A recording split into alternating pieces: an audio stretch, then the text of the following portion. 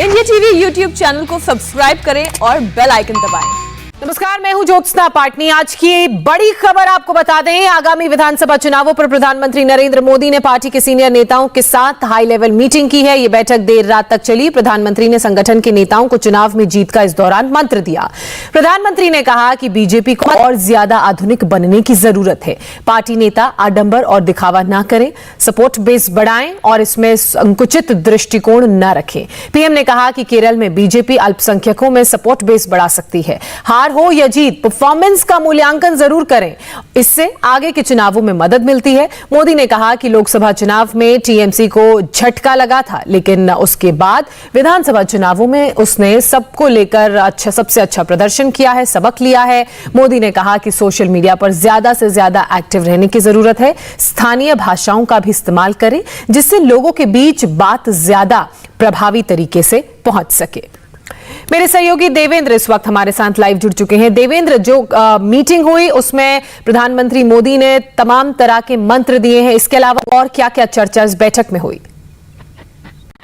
देखिए, प्रधानमंत्री का जो संदेश था, और ये बैठक 2 दिन चली, परसों और कल दोनों दिन पीएम मिले हैं बीजेपी के राष्ट्रीय महासचिवों से। और इसके अलावा बीजेपी के जितने मोर्चे हैं, जैसे किसान मोर्चा, माइनॉरिटी मोर्चा, SC/ST मोर्चा, OBC मोर्चा, युवा मोर्चा, इन सबके अध्यक्षों के साथ टीम की मुलाकात हुई थी। और जो बड़ी बात थी उसमें ये कि पहली बात तो पीएम ने ये कहा कि अपने परफॉर्मेंस का मूल्यांकन करना बहुत जरूरी है। किसी भी राज्य में जब चुनाव होता है तो हार होती है या जीत होती है, दोनों ही कंडीशन में मूल्यांकन करें। और एक उन्होंने उदाहरण दिया केरला का, और दूसरा उदाहरण दिया बंगाल का। जैसे बंगाल में उन्होंने कहा कि लोकसभा चुनाव में टीएमसी को जबरदस्त हार मिली, उसके बावजूद बड़ा झटका था, और इसके बावजूद विधानसभा चुनाव में टीएमसी ने अपने आप को रणनीति में बदलाव किया और अपना फोल्डर ज्यादा बढ़ाया, उसमें उनको सफलता हासिल लगी। ऐसे ही केरला में बीजेपी कर सकती है। खासतौर से केरला का जो माइनॉरिटी सेक्टर है, जो क्रिश्चियन आबादी है, उसमें अपनी पैठ और ज्यादा बढ़ा सकती है। दूसरी चीज की बीजेपी को आधुनिक होना होगा। बीजेपी का चेहरा ऐसा नहीं होना चाहिए जो पुरातनपंथी चेहरा बीजेपी का दिखाए, बीजेपी का रूढ़िवादी चेहरा दिखाए। वहां पर पीएम का खास फोकस इस बात को लेकर था कि पार्टी के सभी नेताओं को आडंबर, दिखावा, उस तरह की चीजों से जिससे रूढ़िवादिता झलके, उससे बचने की जरूरत है, ताकि बीजेपी एक आधुनिक पार्टी के तौर पे लोगों के सामने जाए। तीसरी चीज की केंद्र सरकार की जितनी योजनाएं हैं, लोगों के बीच उसे लेके जाए, ताकि लोग उन योजनाओं का फायदा उठा सकें। और उसमें जैसे किसान मोर्चा है तो किसानों से संबंधित योजनाओं को, SC मोर्चा है और SC/ST मोर्चा है तो वो आदिवासियों से संबंधित योजनाओं को, अगर महिला मोर्चा है तो पोषण अभियान जैसी योजनाओं को लेके जाए।